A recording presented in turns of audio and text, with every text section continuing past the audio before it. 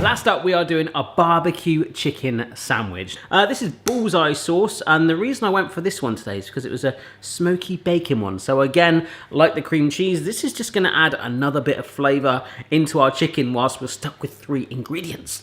The other ingredients are some nice brioche buns, and of course, barbecue chicken sandwich is gonna need chicken. I actually went for thighs because they're cheaper and actually a bit more meatier. Oof. Now, there's one thing I want to tell you that I was going to do, and the reason I went for thighs in the end, I'm like, that's cool, but I was going to go for chicken breast, and I was going to poach chicken. I don't know if you've ever done that, but that would have required me the 4th ingredient, water. So we're just going to griddle them without oil. Also, for the way we're going to do the barbecue sauce, if you have some water to hand, you might want to dilute it a little bit. We're going to go hardcore.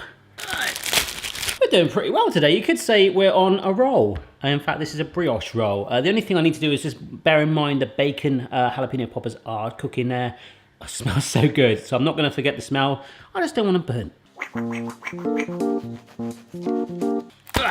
So, this is a chicken thigh. As you can see, if you just let it naturally roll out, you've got quite a nice little sheet. See, they roll out quite flat, so they'll cook quite quickly. But the other thing you can do, like the chicken breast, bit of bacon parchment on top, whack, whack, whack, stress reliever, very good indeed, makes it nice and thin. But we will grill them like this, but first up, let's do the buns.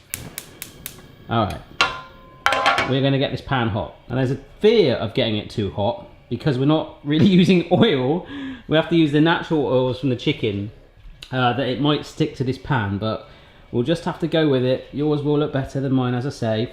But there's no harm now if you want to, whilst it warms up, in just sticking the bread sides down, face side down, because we're trying to maximize the flavor. So by just having it, you know, that's why you go to McDonald's to get it toasted. Not only does it stop the sauce soaking in, but by charring it, aka burning it, that does actually increase the flavor. So any chance we've got here to add flavor by natural steps like this, we're doing it. Did you enjoy my lecture on no, you didn't. Let's have a little look. Oh yeah, baby, check that out.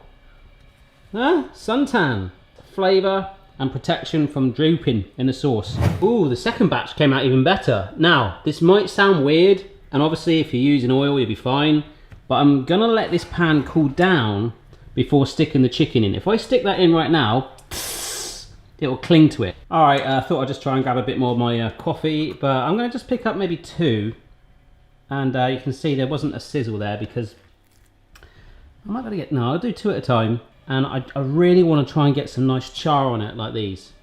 All right. Oh yeah, that'll do.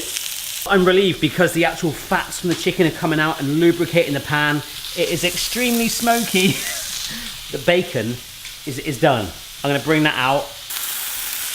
Oh, the caramelization of that chicken is going to ram it full of flavor. Look at these. I'm going to stick them up there out the way.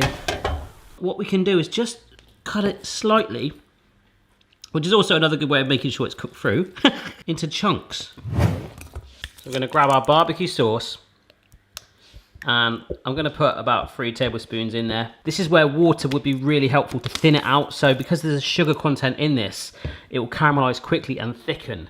We want it to be thick and grip it, but then just having water to hand will kind of loosen it up if you need to, and kind of make it a bit more drizzly if you want that effect, which I normally do, but I can't, due to the rules of this video. We'll stir it around to just basically warm through this sauce. We're not going to marinate it in for hours and hours, which of course you could do. I'm just showing you what you can do with 3 ingredients. And that's it, no joke. A minute later, the steam, the caramelization from that sugar being in there, it wants to thicken and potentially burn quite quick. So let's get it off the heat whilst it's nice and warmed. I'm just laying our barbecue chicken on top. Some nice crunchy coleslaw right now would go down an absolute storm. I'm gonna lift that bit up. That is a big old bit. Look at that. And then our charred lid on top. Oh, the 3 ingredient barbecue chicken sandwich. Look at that thing.